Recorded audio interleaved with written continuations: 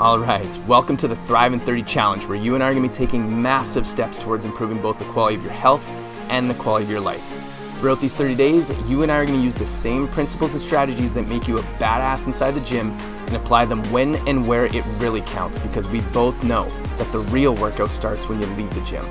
You're going to be joining myself, Coach Carl, the creator of this challenge, and the amazing Mind Over Body Bootcamp as we work together towards discovering, defining, and ultimately declaring the best version of yourself the only way we can. One workout at a time and one set at a time.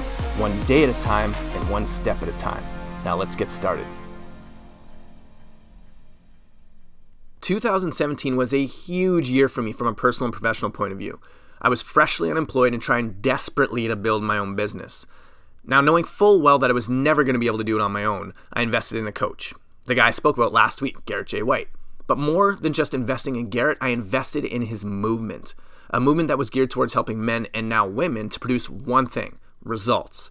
Now, I cannot even count the number of books I've read, programs I've purchased, or podcasts I've listened to, all of which have some incredibly valuable information, but most of which fail to provide clear guidance on the only thing that will ever produce results. Warrior was and is different because of one critically important piece that I'm going to share with you today. Now, today is the day where everything comes together, and we start doing exactly what I talked about yesterday, which is to jump. And while that may sound scary, it certainly doesn't have to be. Even though you may not realize it, I choose my words extremely carefully, F-bombs included. In the introduction to all these lessons, I speak about the path to living the highest version of yourself, which is essentially the path to jumping. And how do I say we need to do it? How are we going to jump? One workout at a time and one set at a time. One day at a time and one step at a time. But before I get into today's task, there's something I feel compelled to share with you about purpose. Now, when I was married, even though I didn't truly realize it at the time, I stayed away from making some of the mistakes I had made in past relationships, one of which was not focusing on the little things. From our very first date, I had this little rule that I followed. Whenever we went out to eat, I would always give my wife the best bites. We used to go out for steak a lot. And as much as I loved steak, I loved sharing the best of it with her even more. So while this may not seem like a huge gesture, it was one that she shared with me years later that meant a lot to her. So when it comes to living your purpose, I want you to consider dropping the idea that it has to be this grandiose statement to the world about who you are, and instead consider taking the approach that Robert Brault suggests we take.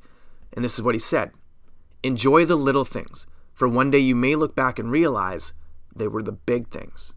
Fulfilling your purpose is about the little things, which ironically enough, end up being the big things. A piece of steak is just a piece of steak, but shared with the right intention, it became an unforgettable gesture and expression of who I am. And it's those expressions that we're going to start packing your backpack with today. Getting back to one of the most valuable lessons I took away from Wake Up Warrior. For pretty much my entire adult life, I've always been huge into setting goals. In fact, this was typically the first thing I would do when I sat down with a new PT client. After all, you need to have goals to focus on if you ever hope to get anywhere, right? No, you don't. Clients came to me with goals all the time. In fact, I made the mistake of helping them set their goals. And I'll give you two guesses what the most common goal was. Of course, it was weight loss. That has definitely shifted over the years. People, women especially, are now more focused on being stronger and being fit. And while those make more sense to me, they're still just goals, which is not what we want. Setting a goal to lose weight, to be stronger, or be more fit is like someone setting a goal to be happier, to be healthier, to improve their relationship, or to be a better parent, to love themselves more, to be a more generous person. I know what you're thinking. Those all sound like awesome goals. But as awesome as they are still just goals.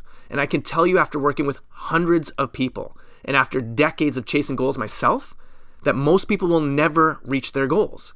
So here's what I'm going to invite you to consider. What if there's something intrinsically wrong with goal setting? What if there was just one simple shift that would make all the difference in the world? Well, as I often like to say, you can scratch the what if, because as I alluded to earlier, sometimes in life we realize that the little things are in fact the big things. And the little big thing I'm referring to tonight that was a massive takeaway from Warrior is only 7 letters long. One word: targets. If you think about the examples I used for goals earlier, being happier, healthier, improving your relationship, being a better parent, loving yourself more, being a more generous person, those have no specific measurement. And whether you realize it or not, leaving goals vague and immeasurable is what makes them ultimately unattainable for most people. Now, inside of Wake Up Warrior, Garrett had us all set targets. which were specific measurable outcomes that were either yes or no. Did you hit it or not? Can you measure it? Can you prove it? I don't know about you, but when it comes to something as important as your physical health, your relationships, your emotional well-being, or living your purpose, those are not things I want to leave to chance. So if we're not going to be setting goals, how are we going to ensure you are living the highest version of yourself in all 4 areas of the prep work? That's exactly what today's task will be all about as we tackle step number 2 of packing your backpack. So here's what I'm going to invite you to do right now. Task number 1, pack your backpack. Step number 2, turning intentions into expressions. All those intentions you listed for each area of the prep work yesterday, those aren't just going to be fancy words you write down and think about every now and again. We're taking them and turning them into the only thing that will get you results. Actions, aka expressions. So get out a fresh piece of paper or turn to a fresh page in your journal and draw a line vertically down the middle of the page and then again horizontally across the middle of the page. Again, label all 4 quadrants with one area of the prep work. Now you're going to take the page from yesterday that has your intentions written on it and turn your intentions into expressions. You don't need to come up with one expression for every intention just yet, as this will be a work in progress that you will add to once this challenge is over. But what I'm going to ask you to do is come up with at least 5 expressions for just the first 2 areas of the prep work, physical health and relationships. You've no doubt heard it said hundreds of times in your life that actions speak louder than words. Starting right now, we get crystal clear on exactly what those actions are.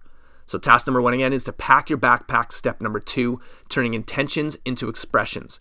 Looking at just the first 2 areas of the prep work, write down at least 5 expressions that will represent your intentions put into action. Now tomorrow we're going to dive into the other 2 areas of the prep work as we continue to pack your backpack so that you'll be ready to do what this entire challenge is designed to get you to do, and that is to jump. Until then, we got this. Thanks again for joining me and being brave enough to accept the Thrive in 30 challenge. But just remember that regardless of how many times it is said, knowledge is not power. Knowledge is only potential power, and it is up to you to complete these tasks, apply the knowledge you learn here, and ultimately take small yet transformative steps towards creating the life you want for you and the people you love. Just like in the gym, if you want to be stronger, if you want to be healthier, if you want to feel better about who you are, no matter how hard things may seem in the moment, just remember that you only have to do something once to know you can do it again, and that whatever pain you have to endure, at the end of the day, the truth cannot be denied. And that truth is that you are worth it. We got this.